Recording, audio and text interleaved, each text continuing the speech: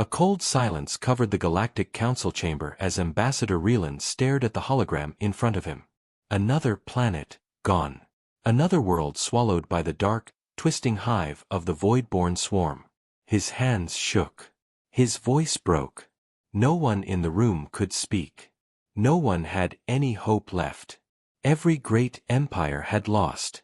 Every fleet had failed. The swarm was spreading faster than light, leaving only dead stars and empty planets behind. Reelan knew the truth the Council refused to face. Their weapons were useless. Their armies were broken. Their courage was gone. But there was one option left. One forbidden world still untouched. A world every alien feared. A world the Council had banned from contact. Earth. Reelan swallowed hard as he activated the ancient beacon. Its metal was scratched, its power unstable, and the warnings etched into it were older than the Council itself. Do not contact the Death World, the message on the side read. Do not awaken the humans.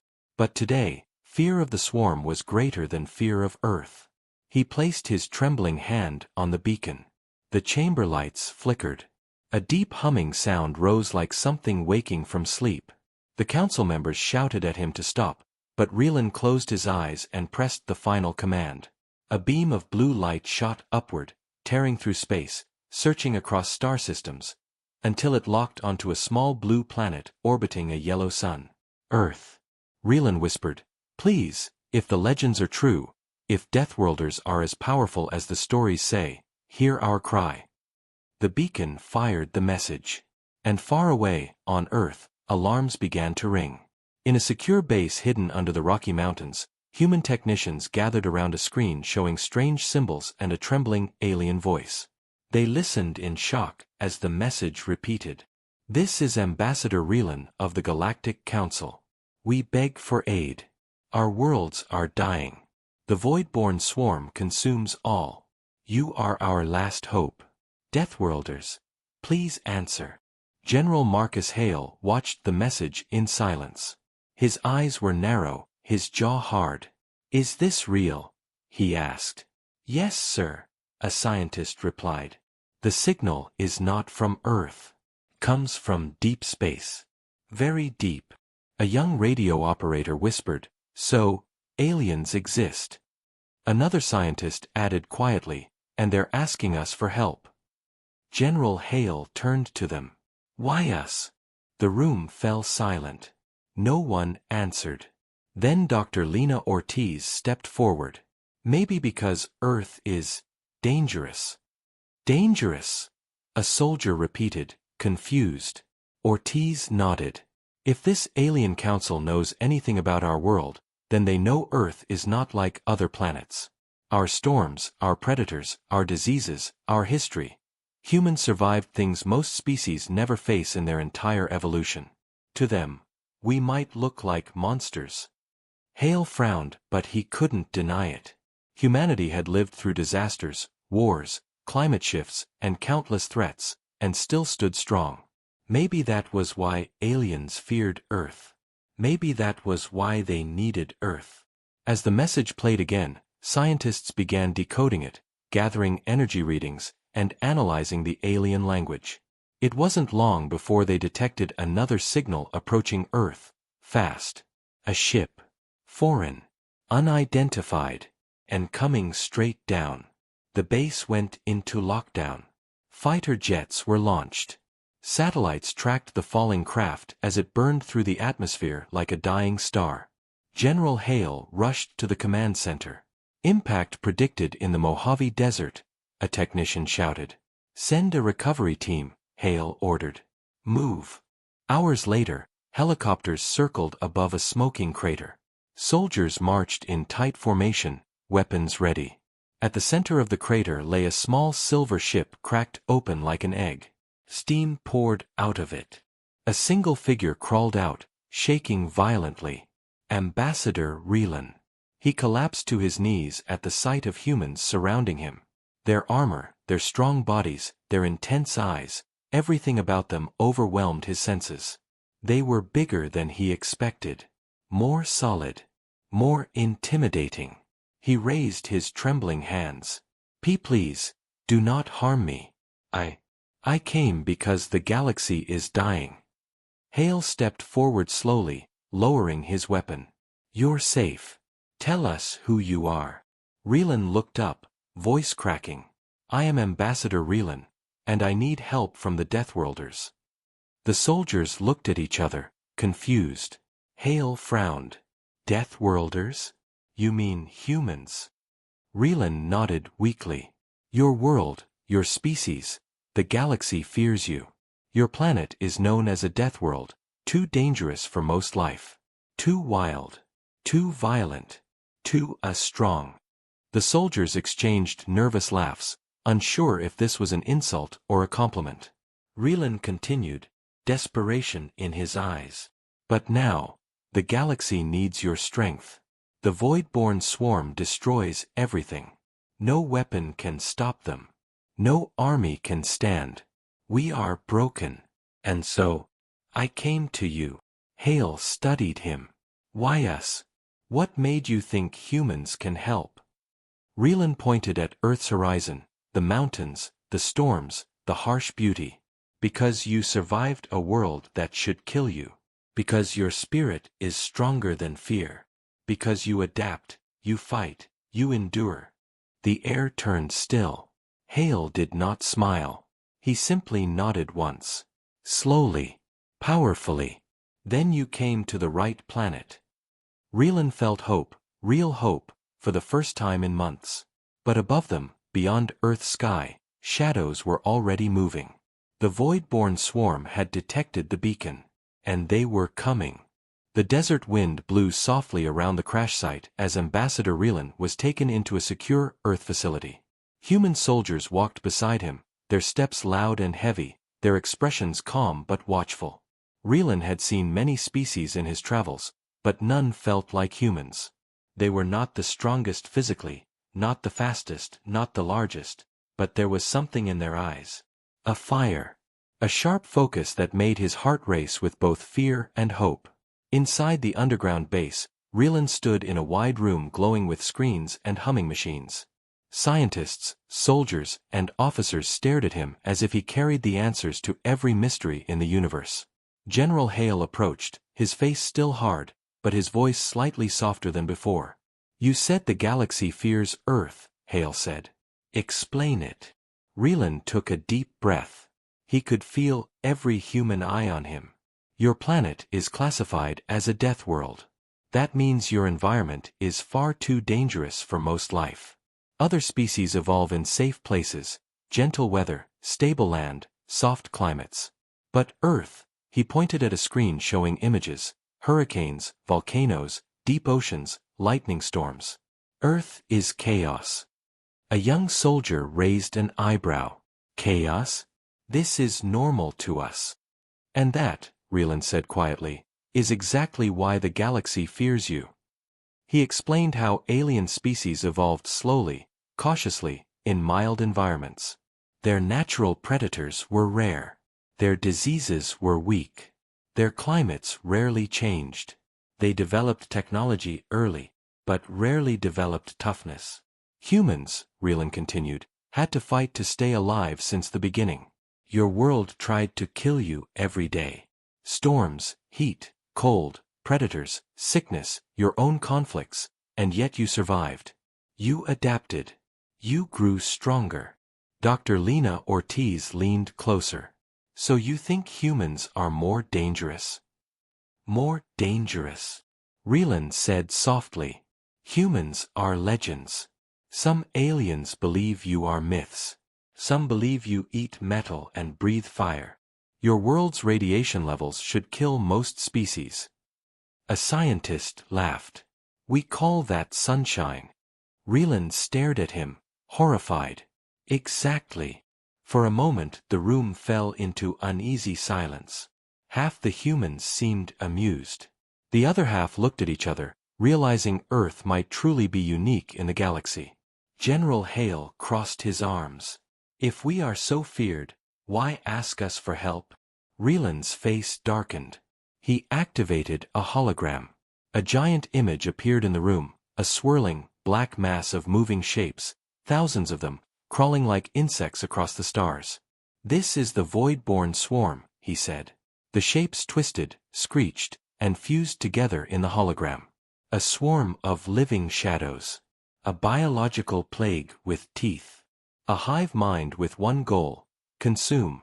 Relan pointed at the image of a burning planet. This was Vishara. Population: 9 billion. Gone in 3 days. A murmur filled the room. A new planet appeared. This was Kelhar. 4 billion. Gone in 19 hours. Another. Then another. Then another. Every world different. Every world dead. The humans stared in growing horror. Relan lowered his head. "We tried to fight. Our fleets fired everything. Plasma. Ion bursts. Dark matter cannons. Nothing stopped the swarm. They do not think like us. They do not negotiate. They do not fear. They only spread." "Why come to Earth now?" Dr. Ortiz asked. Relan lifted his eyes, filled with exhaustion. "Because you are the last species with any chance of resisting. You adapt faster. You fight harder. You push forward when others freeze. And your technology, though simple to us, survives conditions that destroy ours." General Hale paced slowly, absorbing every word. "Your council could have come sooner." "Yes," Relan whispered. "But the council feared you. They feared what humans might do if you entered the galaxy." Hale stopped moving. "You mean they were afraid humans might conquer everyone?" Relan hesitated. Some believed so. A quiet spread through the room. The humans didn't look offended. If anything, they looked thoughtful, almost surprised that someone finally noticed. Hale's voice broke the silence. "And now," Relan said, "death comes for all of us. Pride no longer matters." He approached Hale slowly. "And you must know something else. When I activated the beacon, the swarm detected it. They know I came here. They know Earth exists now." A chill ran through the room. Dr. Ortiz spoke first. "They're coming." Relan nodded. "I believe so." A loud alarm suddenly blared across the base. Red lights flashed. Technicians sprinted to their stations. "General!" a radar operator shouted. "We have multiple unknown signatures outside Earth's orbit." Hale spun around. "How many?" The man swallowed. "Dozens. No, hundreds." Relan's legs went weak. "It's already too late." The hologram screens filled with images of dark shapes approaching Earth. They moved like living storms, bending light, absorbing energy. The void-born swarm had arrived sooner than anyone expected. General Hale turned to his officers. "Scramble the fleet. Prepare all defense systems. Get every scientist on standby." Soldiers sprinted down the corridors. Sirens echoed like thunder. Relan watched humans rush into action. Fast, sharp, unafraid. No hesitation. No panic. Just purpose. He had seen species freeze in terror. He had seen empires collapse. But humans. They moved like warriors ready for a fight they could not avoid but refused to lose. For the first time, Relan truly understood what Deathworlders were. Not monsters. Survivors. And the galaxy had just woken them up. The sky over Earth was a dark, burning red as the first of the void-born swarm approached. From orbit, human satellites sent back images of the massive, twisting shadows that moved like living storms. Each shape was larger than a city, some hundreds of kilometers long, all alive, all hungry, all terrifying. Yet the humans did not panic. In the command center under the Rocky Mountains, General Hale stood at the front, his hands clenched. "All units, listen up. This is not just another drill. The galaxy sent them to us because we survive what no one else can. Today, we fight, and we fight to win." Soldiers nodded, their faces grim but resolute. Scientists worked furiously to calibrate defensive weapons. Satellites hummed, missiles armed, fighter jets scrambled. The human fleet, small compared to the swarm, looked fragile from space. But humans knew something no alien did. They thrived in impossible odds. The first engagement happened near the asteroid belt. Human fighters, small but fast, dove into the swarm like wasps attacking a larger predator. The swarm reacted slowly, its massive bodies turning, opening gaping mouths that could swallow moons whole. Lieutenant Kara Jean piloted her ship through the twisting shadows. Her hands were steady, her eyes sharp. "Target the tendrils," she ordered.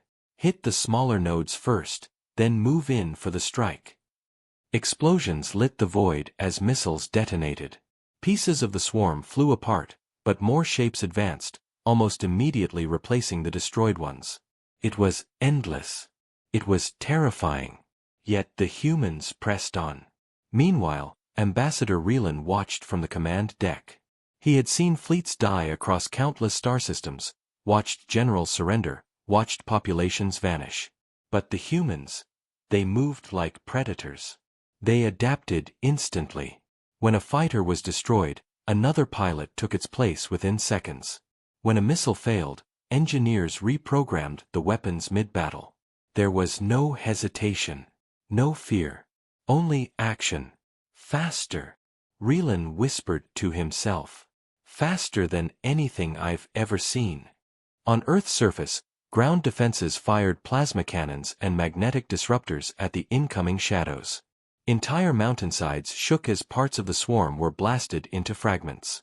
Cities were evacuated, but people did not run blindly. They moved with purpose, following military orders, surviving the chaos with astonishing speed. But the swarm was cunning. A massive tendril shot past the outer defenses and struck one of the orbital platforms. The platform exploded, sending debris into space. A ripple of tension spread through the command center. "Reroute energy to the main cannons," General Hale shouted. "We hold them here." Human engineers rerouted power from satellites, nuclear plants, and even deep geothermal sources. Cannons roared, spitting beams of pure energy into the largest of the swarm shapes. The beams burned, melted, and tore through the mass, but the swarm kept coming, relentless as a storm. In the middle of the chaos, Kara's squadron dove into the heart of the swarm. She saw something that made her stomach twist. The core of the swarm was coordinated. Its movements were intelligent. Each part knew what the others were doing, moving as one. It was terrifying, almost impossible to defeat. Back on the ground, Relan approached General Hale. "Your people," he said, voice shaking. "They are remarkable. They think differently. They fight differently. They survive differently." Hale's jaw tightened. "We survive because we must. We fight because we have no choice. But don't mistake that for easy. This is not a game. We are bleeding out there." Relan nodded, understanding more than Hale knew. "I have seen empires fall, countless fleets destroyed.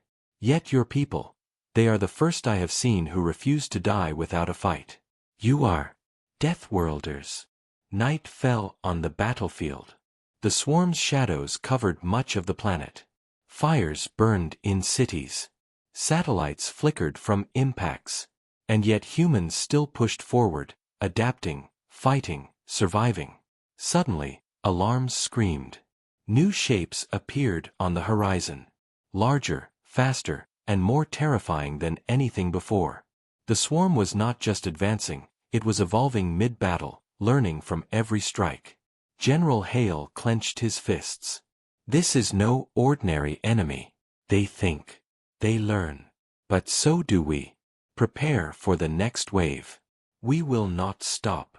Ambassador Relan watched closely, awe and fear battling in his chest. He had never expected the Deathworlders to react this way. Other species would have fled, surrendered, or collapsed into chaos. Humans faced extinction and smiled with determination. Relan whispered to no one in particular, "If anyone can stop the swarm, it is them." Above them, The first massive tendrils of the swarm reached the Earth's orbiting cities. Explosions lit the night sky. The humans were about to face the impossible. Yet they did not flinch. And somewhere deep in space, the swarm's central consciousness observed, calculating, adapting, unaware that it had just met its first real challenge. A species that refused to die, a species that survived the impossible, a species that the galaxy both feared and misunderstood. The battle for survival had only just begun. And the galaxy was about to learn what Earth's Deathworlders could really do. The human fleet had slowed the void-born swarm, but it was far from over.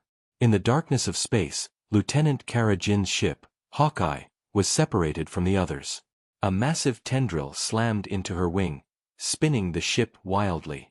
Alarms screamed, lights flickered, and she barely managed to stabilize the vessel. "Kara! Report!" came the voice of her commander over the radio. But static was the only answer. The Hawkeye drifted further into the swarm's territory, surrounded by black shapes that twisted like living shadows. Her heart pounded. Every instinct screamed to turn back, but retreat was impossible. The ship's systems were damaged, propulsion barely functional. She looked at the glowing screens. One by one, the swarm's smaller tendrils swarmed her sensors. They were intelligent. They were learning. The creatures adapted to every evasive move. Kara's fingers flew over the controls, her mind calculating every angle, every possible escape. Meanwhile, on Earth, General Hale watched the fleet's status updates. "Where is Kara Jinn's squadron?" he barked. "They were in formation 5 minutes ago." The communications officer shook her head. "We've lost them, sir. They're in the swarm's core zone." Hale clenched his fists. "No ship is lost on my watch. Get a rescue plan ready, now." Deep inside the swarm-controlled zone, Kara's ship was battered. She barely avoided being crushed by one of the massive central forms. Her breathing was heavy. "I have to get through. I have to." Suddenly, a strange signal appeared on her sensors.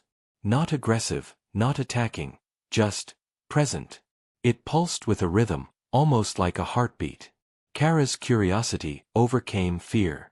"What is that?" she whispered. She altered her course toward the signal. The closer she got, the more the signal grew. And then she saw it, a massive planet, half destroyed, its surface torn and bleeding with molten rock and blackened scars.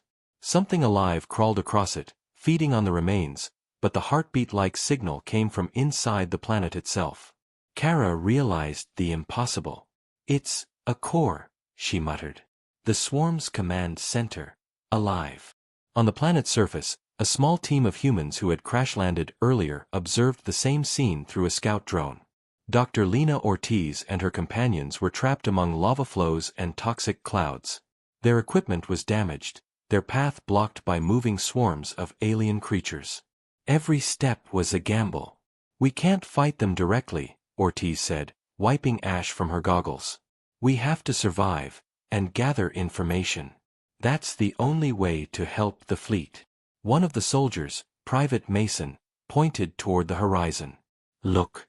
Over there. Something's moving." A massive shadow loomed. A swarm creature, bigger than a city block, dragged its body through the scorched land, searching, sensing, hunting.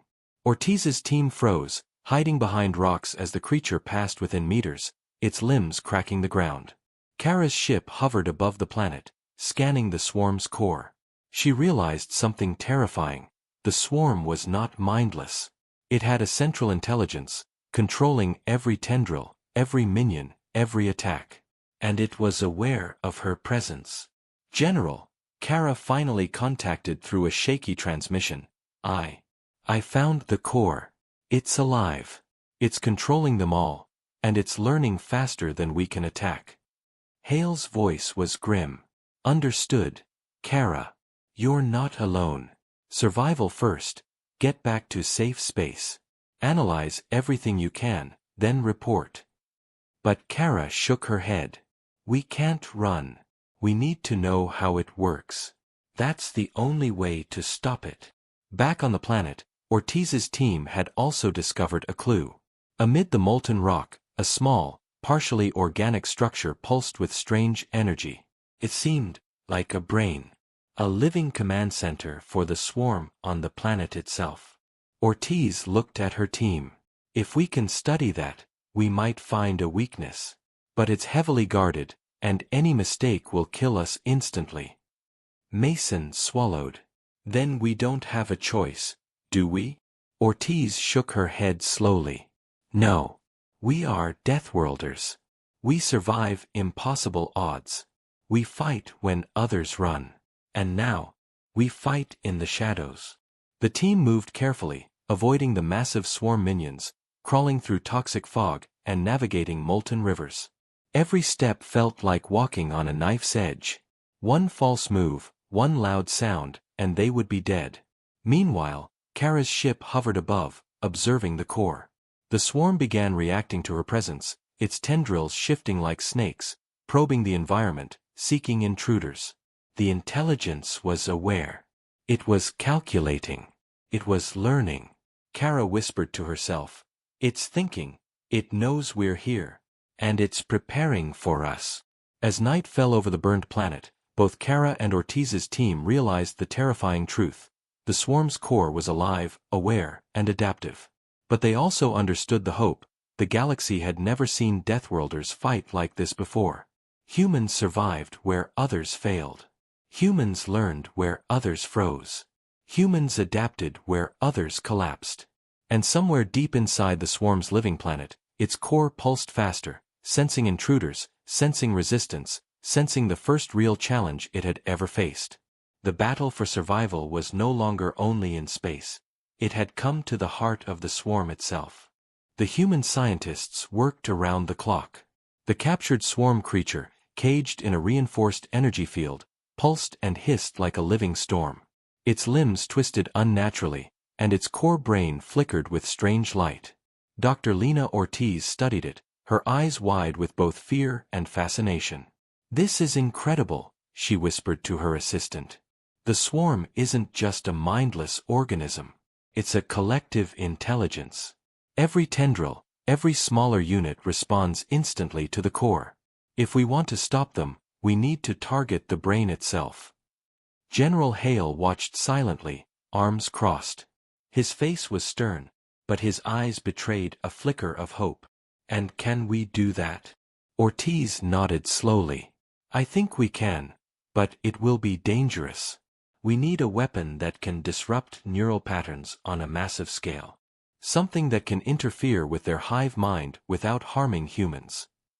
Relan, the alien ambassador, watched them carefully. "Impossible," he said quietly. "No species has ever survived using conventional weapons against the swarm.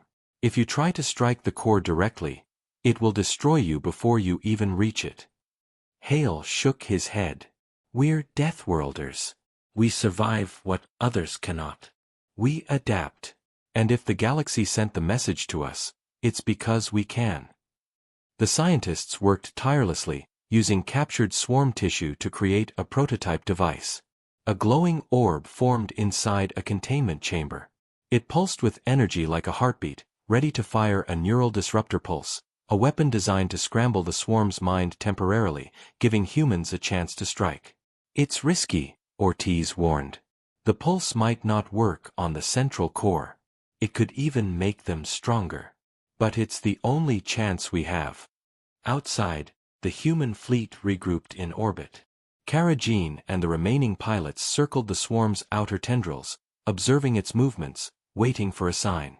Every second was critical. The swarm had already learned from the first engagements, adapting to weapons and strategies. Suddenly, alarms blared. "Incoming swarm reinforcements," shouted the radar operator. Massive tendrils, larger than any seen before, approached Earth. Some were cloaked in shadows, making them nearly invisible to sensors. The fleet scrambled to intercept them. Hale turned to Relan. "We need your help. Can you give us intelligence on the swarm's core?" Relan hesitated. "I can, but it is dangerous. Their central intelligence reacts to every intrusion. It will detect you immediately if you get too close. Many fleets have tried, and failed. Hale's jaw tightened. We're not like other fleets. Get me the data we need, now. Using alien scans and human sensors, the scientists pinpointed the swarm's central node, a massive, pulsing planet-like organism hidden behind layers of smaller tendrils. Ortiz studied the readings carefully. If we can fire the neural disruptor pulse from orbit while a strike team infiltrates the surface, we might scramble the core's defenses long enough to attack it directly. Kara Jean volunteered immediately. I'll lead the strike team. I've already flown through the swarm's outer layers. I know their patterns. We can do this. Hale nodded. You and your team get one shot. Make it count. The preparation was intense. Pilots ran simulations, soldiers loaded specialized equipment, and Ortiz fine-tuned the neural disruptor. Every person knew the risk. If they failed, Earth itself could fall. When the moment came, the human fleet advanced toward the swarm. Missiles and energy beams tore into the tendrils, distracting the creatures while Kara's strike team approached the central planet-like core in small, stealthy ships. Every second felt like an eternity. Inside the strike ship, Kara's hands flew over the controls. Hold formation. Stay silent. Don't engage unless absolutely necessary. The moment we fire the pulse, everything changes. Ortiz activated the neural disruptor from the orbital platform. A pulse of blue energy shot into the core, spreading like ripples across water. The swarm shrieked in unison, a sound no human had ever heard before. Its tendrils twitched, faltered, and for the first time, they hesitated. Kara's ship moved closer. The central intelligence pulsed erratically. Smaller swarm units began colliding with each other, confused. The strike team deployed their landing pods, descending toward the surface of the massive swarm core. On the planet's surface, Ortiz's ground team guided them through toxic clouds and molten rivers, avoiding giant swarm minions. Every step was life or death. The neural pulse weakened the creature's coordination, but the central intelligence still reacted, sending massive shadows to block the human advance. Kara landed her pod on a cracked, glowing surface. She looked at her team. Stay sharp. Get to the core. Don't stop for anything. The pulse continued, flickering in rhythm with the swarm's heartbeat. The creatures were confused but dangerous. They attacked with blind ferocity, but human determination, strategy, and adaptability proved stronger. Kara whispered, "We are Deathworlders. This is what we do." The team advanced, dodging massive tentacles and avoiding deadly energy discharges. Every second counted. Every move mattered. And somewhere deep inside the swarm's central brain, the intelligence pulsed faster, sensing intruders, reacting, learning. The galaxy watched and waited. Earth's Deathworlders had struck first. And for the first time, the swarm faced resistance it could not fully understand. The sky above Earth burned red with fire and smoke as the swarm's main forces descended. The orbital satellites shivered under constant attack, exploding one by one as massive tendrils ripped through their structures. Yet the human fleet held its formation, lasers and missiles blasting at the incoming shadows. General Hale's voice boomed over the intercom. All units, focus fire. Protect the neural disruptor. Keep the core distracted until Kara's team completes the mission. Kara Jin's squadron weaved through the chaos, dodging massive tendrils and energy bursts. Every maneuver was precise, every shot deadly. Despite the overwhelming odds, she felt a strange calm. Humans thrived under pressure. They fought when others would flee. The first wave of swarm creatures collided with Earth's surface defenses. Cities were evacuated, but the ground forces fought tirelessly, using flamethrowers, plasma cannons, and improvised explosives to hold the line. Each human soldier moved like a machine trained to survive impossible odds. In orbit, Ortiz's team monitored the neural pulse. The swarm's coordination faltered. Smaller units collided, massive tendrils twisted in confusion, and the central intelligence pulsed erratically. It was the first time the creatures had shown hesitation. Relan, the alien ambassador, watched from the command deck. "I have never seen anything like this," he whispered. "Other species would have surrendered. These humans, they fight like nothing else in the galaxy." On the planet's surface, Kara's strike team reached the central core. The massive, pulsating organism towered over them, black tendrils writhing in every direction. Energy waves rippled from it, trying to repel the humans, but they pressed forward. "Stay together," Kara shouted. "We hit the core, then we leave." The neural pulse reached its peak. The swarm's central intelligence faltered completely, sending the surrounding tendrils into chaotic motion. For the first time, the Deathworlders had the advantage. From orbit, Hale directed the fleet to strike. "Fire everything we have. Focus on the outer tendrils while Kara's team attacks the core directly." Missiles, lasers and plasma beams rained down, tearing massive chunks from the swarm's outer body. The smaller tendrils writhed uncontrollably, colliding with each other. The swarm shrieked in a sound that chilled even Reeland's ancient bones. On the planet, Kara's team set explosives around the central core. They moved quickly, using the chaos to their advantage. Every second was critical. One mistake, and the core would adapt and destroy them instantly. Suddenly, the core pulsed violently. A shadow larger than anything they had seen rose from the surface, a massive, intelligent figure, pulsing with dark energy. It was the swarm's true mastermind. Its intelligence radiated like a storm, sensing every human move. Ortiz's voice crackled over the comms. "Kara, that's it. That's the source. We have to finish this." Kara's hands flew over the controls. Explosives set. Everyone back to extraction pods. The mastermind lunged, tendrils whipping in every direction. The strike team dodged, barely escaping the crushing force. The core pulsed again, and energy waves shot outward, tossing rocks, molten lava, and human ships alike. Back in orbit, the fleet focused all firepower on the mastermind. Missiles struck, plasma beams scorched, but it adapted with frightening speed, deflecting attacks and striking back. Hale gritted his teeth. "We keep pushing. Deathworlders never quit." Kara's team activated the explosives. A massive blast erupted, shaking the ground, tearing through tendrils, and hitting the mastermind directly. For the first time, the creature faltered, its movements slowed, its shrieks louder than ever. The neural pulse from orbit intensified, scrambling the creature's mind further. It writhed, pulsed, and lost coordination. Its army of smaller tendrils collapsed into chaos. Kara watched as the massive being fell, its energy dissipating into nothingness. "It's over," she whispered, though she knew the cost was far from small. On the ground, Ortiz's team surveyed the battlefield. Swarm units writhed in confusion, many collapsing. Humanity had survived where countless others had failed. Hale's voice came over the comms, firm and proud. "Earth stands.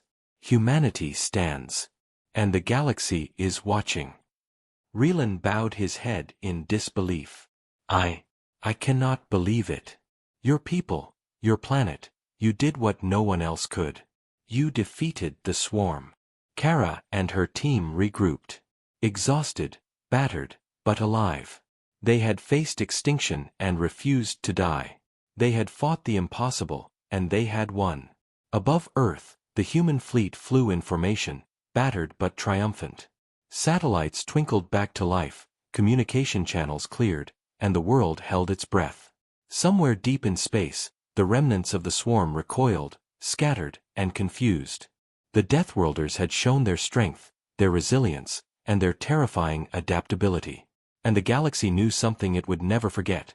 When humans fought, when Deathworlders answered the call, even the most unstoppable force could be defeated. The sky above Earth burned with fire and shadow. The remnants of the void-born swarm, though weakened, were retreating, but the true danger had not yet arrived. Deep in the void, the mastermind that had survived the neural pulse gathered its strength. Its tendrils pulsed with dark energy, and its mind, though disrupted, still plotted a final strike against the planet that had dared to challenge it.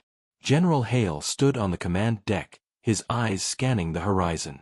Satellites showed the returning shadows, larger and faster than ever before. The humans had bought time, but the final battle was coming. Everyone to positions. Hale shouted. This is it. Earth itself is under threat. Deathworlders never run. Kara Jean tightened her grip on the controls of her strike ship. Her team, battered and exhausted, followed orders without hesitation. We've survived worse, she whispered. This ends now. On the ground, Dr. Ortiz and her team prepared the last stage of the neural disruptor. The device had been upgraded using data from the previous attack. This time, it was not just a pulse. It was a networked wave that could reach every swarm unit in orbit and on the planet, targeting the remnants of the mastermind. Relan watched in awe. I never believed any species could survive what the swarm throws at them. But humans, you are something else entirely. The first tendrils struck Earth. Cities shook. Volcanoes roared. Massive shadow creatures tore through forests and mountains, but human defenses responded instantly.